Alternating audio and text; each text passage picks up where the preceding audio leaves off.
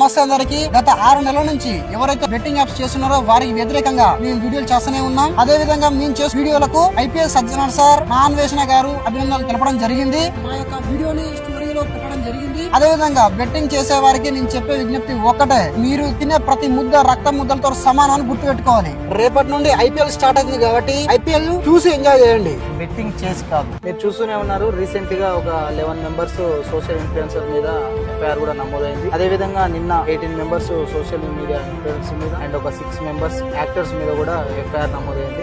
ఎవరైతే ఉన్నారో రానా, దేవరకొండ విజయ్, పెద్ద సెలబ్రిటీస్ అందరినీ కూడా ఎవరిని కూడా చట్టం వదిలిపెట్టట్లేదు. అదే విధంగా ఈ బెట్టింగ్ ప్రమోషన్ చేసిన ఎవరైతే సోషల్ మీడియా ఇన్ఫ్లుయెన్సర్ ఉన్నారో వారందరి మీద కూడా ఎఫ్ఐఆర్ నమోదైంది. వాళ్ళందరినీ కూడా విచారణ పిలిపిస్తున్నారు. దీనికోసం ప్రత్యేకంగా ఒక విభాగాన్ని తయారు చేసి బెట్టింగ్ ని నిర్మూలించడానికి ప్రభుత్వం కూడా చాలా సీరియస్ గా తీసుకుంది. చట్టం ముందు ప్రతి ఒక్కరూ సమానమే. నేను హీరోని, నేను సెలబ్రిటీని, నేను ఏదైనా చేస్తా అంటే చట్టం చూస్తూ ఊరుకోదు. ప్రతి ఒక్కరిని తప్పకుండా శిక్షిస్తారు. ప్రతి ఒక్కరు కూడా ఇది గమనించగలరు. ఓకేనా?